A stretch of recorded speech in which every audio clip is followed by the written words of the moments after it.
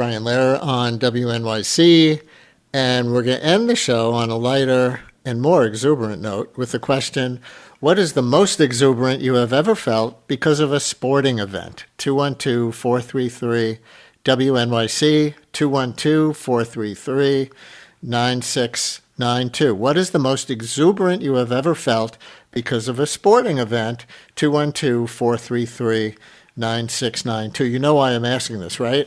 In light of the New York Knicks' incredible 11-game winning streak and that huge Eastern Conference Finals win over the Cleveland Cavaliers last night by 37 points, Knicks fans all over New York are feeling something pretty rare: collective joy, excitement, pride, maybe even disbelief, but definitely exuberance. Because yes, despite the odds, the Knicks are finally going to the NBA Finals.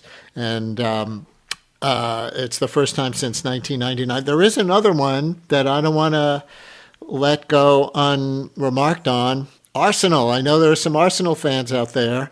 Arsenal just won the Premier League over there across the pond for the first time in 22 years. So Knicks fans, Arsenal fans, sure.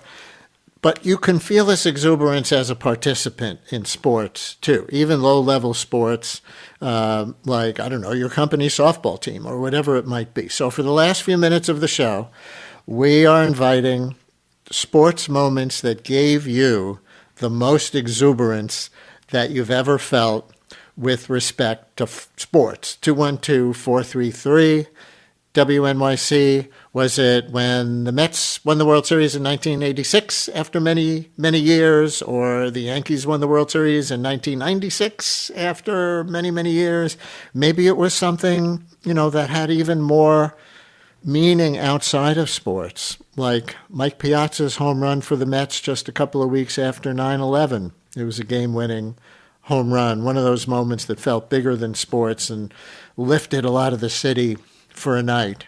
But I don't know that that's the same exuberance, Maybe it was Billie Jean King beating Bobby Riggs in the Battle of the Sexes and making history far beyond tennis when this aging male tennis player said, even the best in the world of the women couldn't beat me. And of course she did. 212-433-WNYC. For our last few minutes, we're going to hear your most exuberant sports moments as a fan or a participant. Maybe it was this weekend if you root for the Knicks or the Arsenal. 212-433-WNYC. Call or text.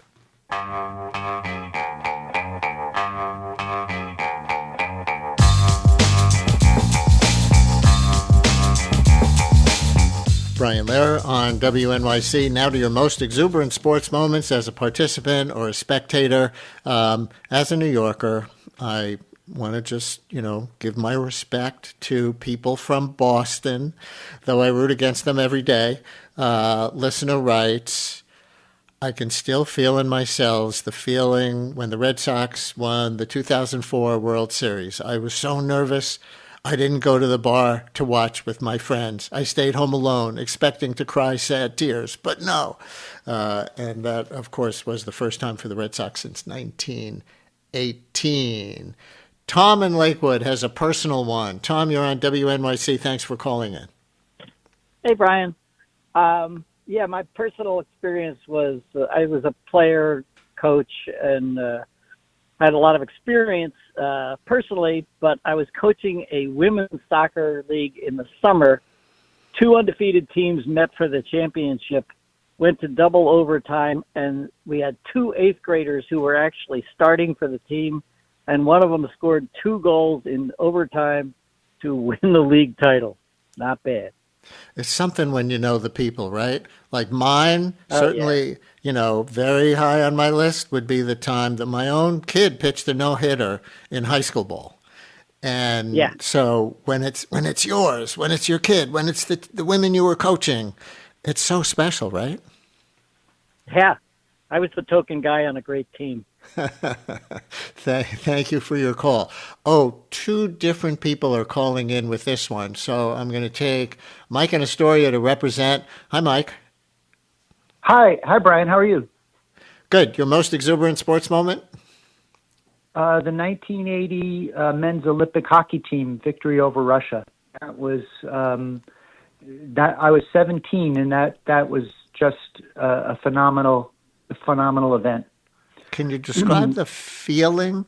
Can you put it into words? Well, what I remember was that it was tape delayed, so the game had been played, but they put it on TV, I think around 9:00 at night, and my father and I sat down to watch the game, and we put everything aside, and we were all excited, and the whole city, the whole country was on edge. And my mother walks into the room and says, "Oh, I know this. I know the score. It's already been played." And she's just about to say it, and she catches herself, and she lets us watch the game. Spoiler alert! So, but did it mean something to you in Cold War terms, not just in sports terms? Well, I was 17, so I wasn't really that aware of world politics so intensely, but it just meant that that miracles can happen. Right, because they were certainly the underdog for that kind of miracles. I think that's what they called the 86 Mets, or was it the 69 World Championship Mets, the Miracle Mets. Karen in Manhattan, you're on WNYC. You have a good one. Hi, thank you for taking my call. I remember 1999, my daughter was in high school playing soccer, and we went to the World Cup in New Jersey. And I don't even remember the team that the Americans played, but 95,000 people came to see that game. 95,000 people came to a women's soccer game, and I was so emotionally overwhelmed by that fact. It was the Mia Hamm era. Yes. Thank you very much. Boy, we have some Mets ones coming in. You know, I'm not surprised because it's been so rare. Here's one in a text that says, I was at Queens College in 1969 when the hapless Mets won the World Series. There were televisions in every hallway all over campus with everyone keeping track of the scores. It was exuberant. And that leads us to Art in the East Village. Art, you're on WNYC. Hi there. Hello there. Good morning, Brian. This is bringing so much excitement to me. When the underdog Mets in '86 in Game 6, they were a hair's breadth away from being eliminated. The World Series was going to be in Boston's hands, and we were all going nuts. I was watching it on TV with some dear friends, and one of them took the opposite side. He said, "Oh, the Mets have lost it. This is it. They're doing it again." And he said, "Like, I'll take you out to dinner if the Mets win."